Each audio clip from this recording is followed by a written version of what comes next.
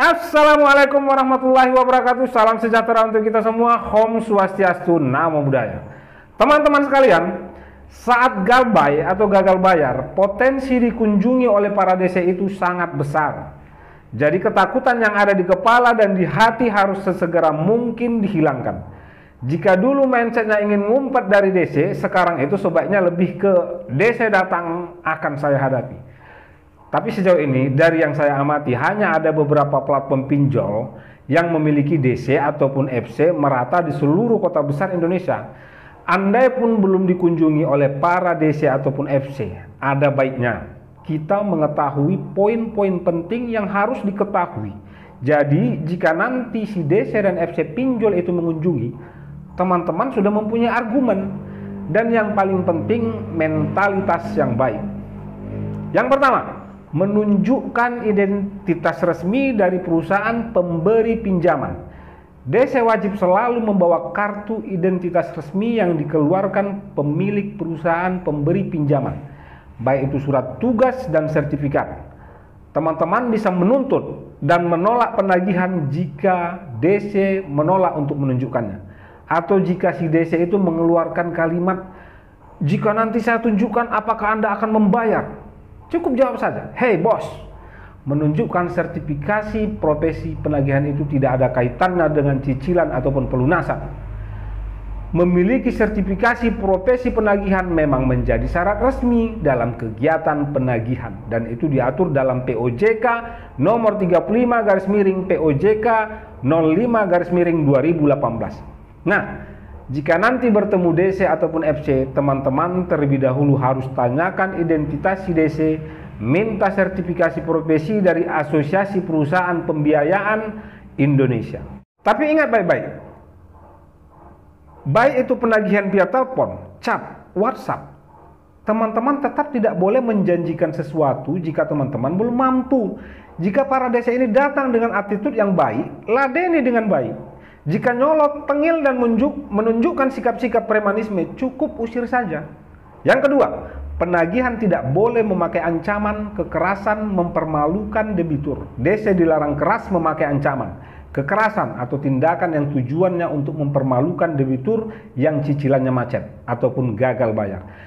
Jadi untuk teman-teman yang sedang gagal bayar, lalu dihubungi atau ditemui oleh DC terkait penagihan pinjaman dengan ancaman dan kekerasan, Anda bisa mengingatkan penagih tersebut atau DC tersebut untuk tidak melanggar etika penagihan.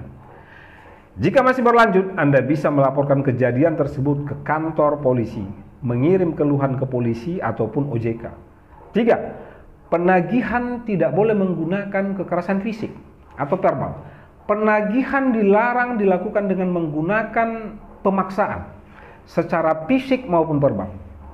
Jika hal ini terjadi, laporkan segera. Untuk teman-teman yang ditagih dengan menggunakan kekerasan, jangan ragu untuk menyelesaikan permasalahan ini dengan jalur hukum.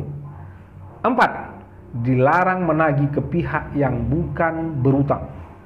Seperti biasa, saat pengajuan teman-teman akan memberikan nomor telepon dan nomor orang-orang terdekat seperti orang tua, saudara, dan teman dekat sebagai kontak darurat, atau biasa kita sebut kondar. Jika penagih tidak bisa menghubungi nomor debitur, debt collector tidak diizinkan untuk menagih hutang kepada pihak lain, seperti keluarga dekat atau orang lain yang datanya tercantum dalam ketentuan atau administrasi yang dilampirkan saat mengambil hutang. Peminjam bisa mengajukan protes bila penagih juga ikut memburu bahkan menagih keluarga, saudara, atau teman peminjam terkait masalah hutang tersebut. 5. Tidak boleh meneror. Penagihan menggunakan sarana komunikasi, baik itu telepon ataupun chat, WhatsApp, dilarang dilakukan secara terus-menerus yang bersifat mengganggu. Jika DC dan FC menagih melalui telepon, sebaiknya penagihan itu dilakukan pada waktu-waktu tertentu dan tidak sepanjang hari. Jadi untuk teman-teman yang ingin mengadukan DC yang telah melanggar etika saat penagihan, bisa menyampaikan pengaduannya lewat OJK. Tapi soal ditanggapi atau tidak itu problem lain. Entah karena bapak-bapak ibu OJK terlalu sibuk, atau memang laporan komplain terhadap kinerja DC ini sudah sedemikian banyaknya sehingga mesti menunggu daftar antri. Jadi buat teman-teman yang sudah pernah melakukan pengajuan kepada OJK, kasih tahu di komentar. Saya juga rada penasaran ingin mengetahui balasan OJK-nya.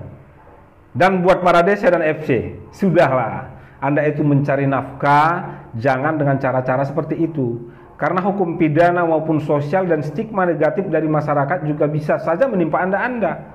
Menimpa Anda itu, wahai para DC. Jika terlalu tengil dan masih menerapkan cara-cara premanisme dalam melakukan tugasmu. Dan buat teman-teman yang saat ini dalam kondisi gagal bayar, jangan gentar sedikit pun. Karena cepat atau lambat teman-teman pasti akan berada di situasi seperti ini. Problem yang ditimbulkan para DC ini mesti dihadapi, karena menghindar juga bukan opsi terbaik. Justru dengan menghindar, teman-teman akan lebih kepikiran, teman-teman akan lebih panik. Ketakutan teman-teman bukan hanya di kepala, tapi juga masuk ke dalam hati. Lalu akhirnya depresi, dan pasti akan berimbas kepada kesehatan fisik dan kesehatan mental teman-teman. Bahkan teman-teman akan ketakutan hanya karena DC pinjol melakukan chat dengan kalimat, aktifin HP-nya bos, kami ingin ke rumah. Lalu si DC tersebut mengirimkan foto lokasi di dekat wilayah rumah teman-teman. Padahal itu DC hanya mencari alamat teman-teman dari Google Map dan melakukan screenshot wilayah tertentu di daerah rumah teman-teman untuk lebih meyakinkan bahwa mereka sedang OTW ke rumah ataupun ke tempat kerja teman-teman. Padahal hanya pepesan kosong, cara-cara lama yang masih tetap dilakukan oleh para DC pinjol. Meskipun sudah basi, tapi anehnya masih saja ada yang percaya, lalu ketakutan. Nah, jika sudah menonton penjelasan ini, jangan ada lagi yang seperti itu ya teman-teman. Sikapnya harus seperti ini. DC tidak dicari, tapi ketemu DC jangan lari. So teman-teman, do not scare for gagal.